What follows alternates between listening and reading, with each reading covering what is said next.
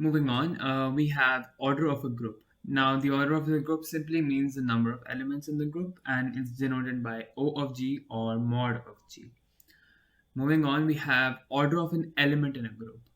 Now, order of an element is defined as the least positive integer such that a raised to the power n is equal to the identity element of the group G. And this is for any a belonging to G. And if there exists no such number n such that a raised to the power n is equal to e, then that certain element is said to have an infinite order.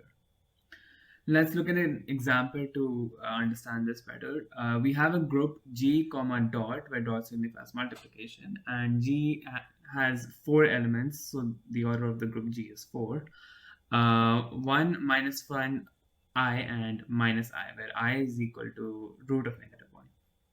Now, the identity element of the group is 1 because any number in the group G multiplied with 1 gives the number itself. So order of 1 will be 1 obviously because 1 raised to the power 1 is 1. Now order of minus 1 will be 2 because minus 1 squared gives us 1. Order of I will be 4. Same with order of minus I because I squared and minus I squared will give us minus 1 and the square of that will give us 1. Therefore, these are the orders of all the elements in the group. Moving on, we have abelian group. Now, a group is said to be an abelian group if it satisfies the commutative property which says A star B is equals to B star A for any A comma B belonging to G. Now, let's take an example to understand this better. We have a group which is Z comma star. Star is defined as A star B is equal to A plus B plus 2. And Z is the set of all integers. Now for the closure axiom, we have a comma b comma 2 belonging to z. Now the sum of any integer numbers always gives us an integer number, so the closure property is proved. Now moving on to the associative axiom. First we take a star b. So the result of that is a plus b plus 2. Now when we star c with the result of a star b, in this equation, instead of b, we put in the value c plus 2. So it becomes a plus b plus 2 plus c plus 2, which gives us a plus b plus c plus 4. Now, instead, if we do b star c first, then we get b plus c plus 2. And in this equation, b plus c plus 2 is substituted in the value of b. So we get a plus b plus c plus 4 eventually. Hence, since LHS is equal to RHS, the associative property is proved. Now, while finding the identity axiom, we have to prove that A star E is equal to A. Now, putting in A and E into this equation, we get A plus E plus 2. Now, we have to equate these two equations. So, we get A plus E plus 2 is equal to A. From that, we get E is equals to minus 2 because A and A cancel out. Now, we have to find the inverse for the group. Now we put a star a raised to the power minus 1 into this equation. So we get a plus a raised to the power minus 1 plus 2 is equal to minus 2. So the inverse element comes out to be minus of whole of a plus 4.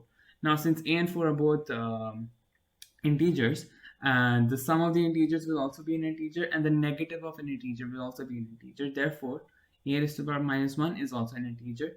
Hence, we have proved that this is a group instead. Sorry. Now we have to prove the commutative property. So first we take a star b, which gives us a plus b plus 2. And then we do b star a, which gives us b plus a plus 2, which is the same as the left-hand side. Therefore, the commutative property is proved, and this is an abelian group. We'll take another example here in which we take the group G, which has 1 comma omega square, and omega cube is equal to 1. So, and the star operation means multiplication.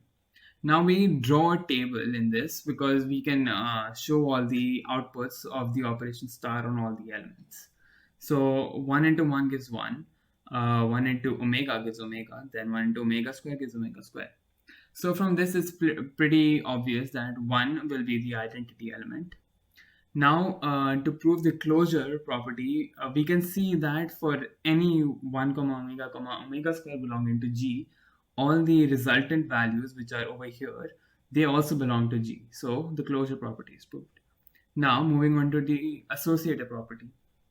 If we take 1 into omega, then into omega squared, the answer gives us 1. But if we do omega squared into omega, that gives us 1, and then we multiply that with 1, that will still give us as 1. So multiplication is always associative. Now, finding the inverse. Now, all of these elements have an inverse, as 1's inverse is 1 because it gives us 1. Now, omega square multiplied with omega gives us 1, and omega multiplied with omega square gives us 1.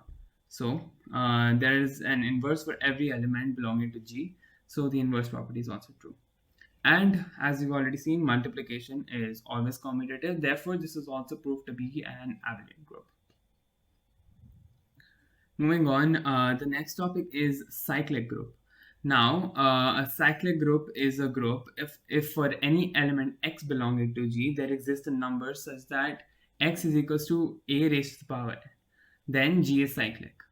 Now, if we take the example of G is equal to 1 minus 1 I minus I with the multiplication operation, we've already seen that I raised to the power 4 gives us 1. Minus 1 is equal to I square, I is equal to I, minus I is equal to I cube. Now, since all of these elements can be represented as a power of I to some integer n, so we get the generator element, A is called the generator element, as I. Now, for any A belonging to G, there exists an inverse for the number 2 because it's a group, as we know. Therefore, the inverse of the number A is also a generator element for any group. If you take another example where z is equal to 0, comma, plus minus 1, plus minus 2. So in this case, A is equal to minus 1, comma 1 is the generator element for the group because all the numbers 0, minus 1, plus 2, plus 3, minus 4, all of them can be represented as A performed the operation plus on it n times.